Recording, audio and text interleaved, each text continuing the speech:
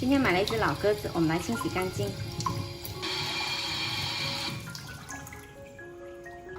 把头砍下来，脖子也砍下来，去掉油。好多油啊，脖子的皮也不要了。脚砍下来，去掉脚趾。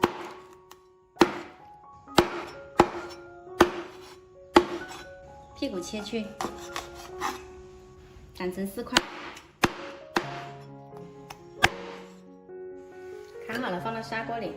再来准备一块瘦肉，大概200克，切成大块。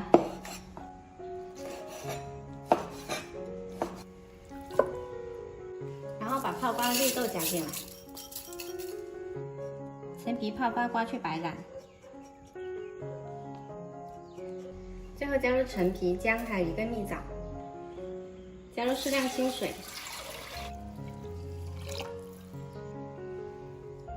先调大火煮开，再转小火爆1个半小时。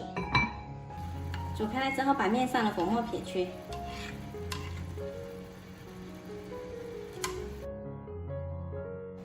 时间到，我们的汤煲好了，加点盐调一下味就可以喝了。今天这款绿豆老鸽汤呢，喝起来清热凉血，爱长痘痘的朋友可以经常煲来喝哦。喜欢的朋友可以试一下。